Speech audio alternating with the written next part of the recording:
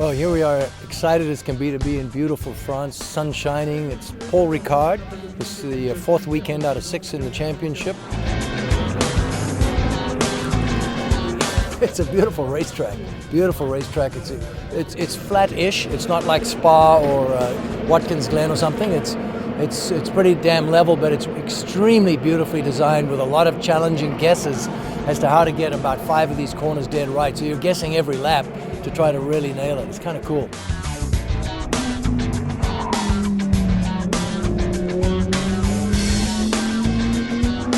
The reference points here, except at the massive sixth gear, 5th gear braking points, those are pretty straightforward. But in the medium speed corners, there's a lot of choice and not a lot of markers from which to select to make your braking point. And some of them you actually have to brake away from the apex and then come tearing back in toward the apex. So that's what I give the designers credit for here. Is it's a very challenging track on about a half dozen corners to pick the consistently right place to brake. Yeah, it's great. Beautiful place to race.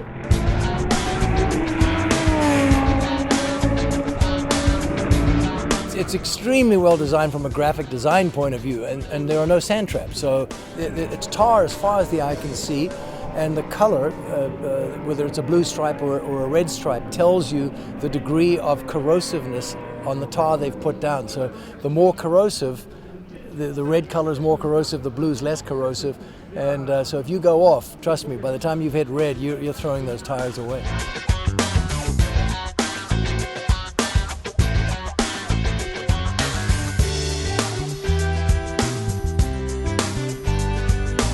I got a great start, and then I had a spin because I was on the dirty side of the track, so I gave up all the positions I'd made up, which was my fault.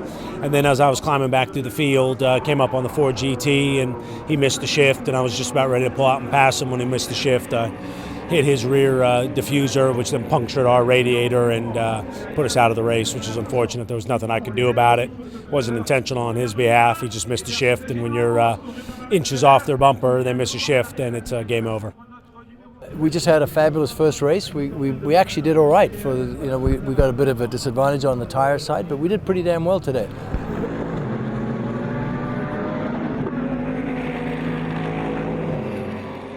We started P20, and I think we picked up net 5 passes plus Zach spinning. So it was 6 positions for us on the start. So we sort of held more or less our position through to the driver change. The car was pretty damn good. These tires, we've bitched enough about them, but they continue to be a handful. And so we were not able to drive as fast as we'd like, but we held to a decent position, and then Joe did quite well in his stint as well. He held on to 13, 14, 15, finished up 14th.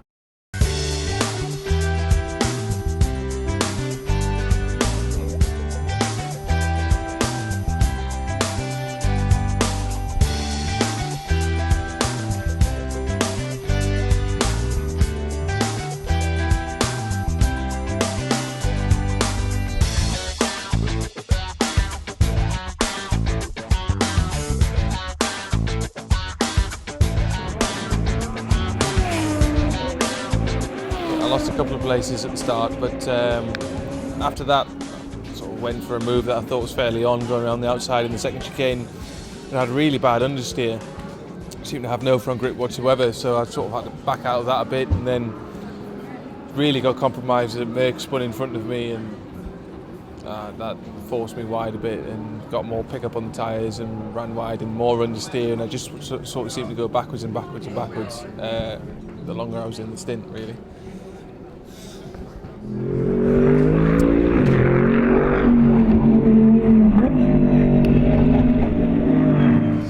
Bit disappointed, really. I think I ended up pitting in about P14 to hand it over to Zach, and he managed to go forward a bit, P11. But the car felt fairly good in qualifying, and we left it the same. And obviously, you dump an extra 100 litres of fuel in for the race, and jumping between the British Championship and the FIA Championship on different tyres and everything, there's been different behaviour when we put fuel in, and I think it might have just caught us out here, but especially not finishing the first race and not being able to realise it after the first race where we had a worse grid position and less of a chance to go forward. That sort of, hopefully we would have discovered this yesterday and been better today. So, incidents like that just sort of hinder your whole weekend in the end, really. I mean, first, I'm happy that Mark and Joe got their first points of the year, so that's great for the team.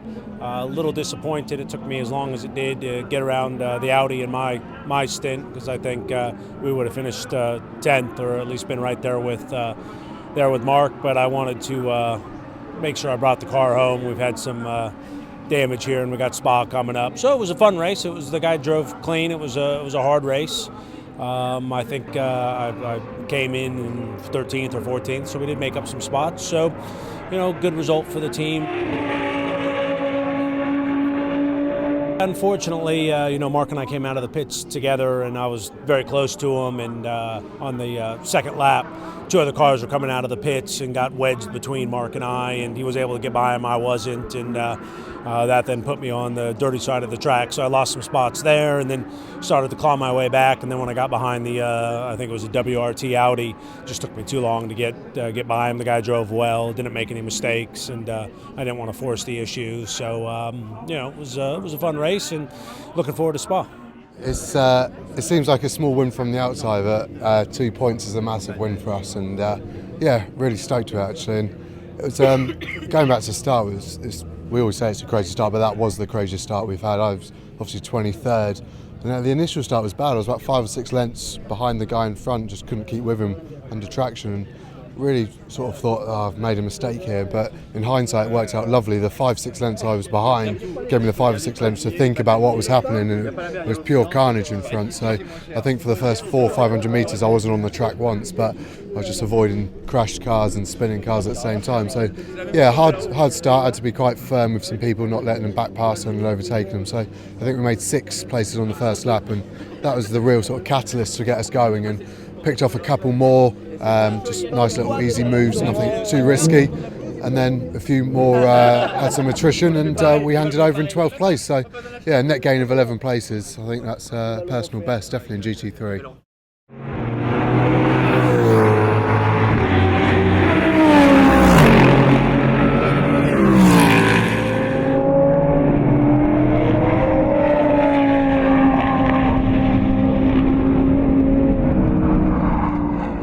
Yeah, it seems like we've had so many negative external influences that are obviously out of our control and we can't affect, so it's quite hard to counteract that with some positive ones. But I think we've done a good job of that today.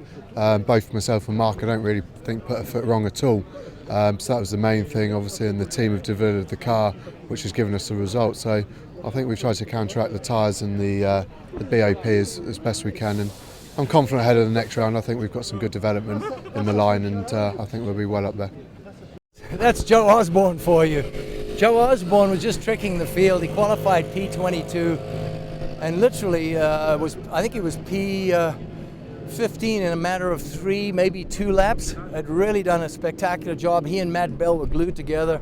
Did a wonderful job just moving up, and Joe brought it in 12th. Imagine 22nd to 12th in 30 minutes, 31, 32 minutes. Gave it to he and Matt Bell came in an 1/8 of a second apart, a 1/10 of a second into the pit. So we needed perfect, flawless pit stops from the crew, which they gave us, which is unbelievable. I forgot to turn the car on, so Zach almost got out before me, but I blocked him. I threw my door open. No, and we got out together and literally raced a car length apart the whole first lap. Toe-to-toe was great. And as we came through, 2 cars who'd finished their pit stops came out and started to separate us, which really scrambled Zach. The one guy was blocking him, and the guy behind Zach made a pass on him and must have frustrated him. So I didn't see Zach again in the race. He was messing around with those guys. And then I just drove the last 3 laps, comfortably to make sure we came in there and held on to that 9th position. So team's happy to score points. 2 points on the chalkboard, feeling good, very good. Team's doing a great job. Crew's doing a great job. We're not having any mechanical issues. They're working late nights. They're repairing cars when the drivers are crashing them, whether it's our fault or not. And so it's great that we're leading the British GT Championship, and we got our win there. And Daytona was strong, so we know we can do it. We've just got some tire disadvantage that's holding us back some. I think the Audis are much more competitive. in general with the balance of performance. So we'll get there. Second half of the season starts now.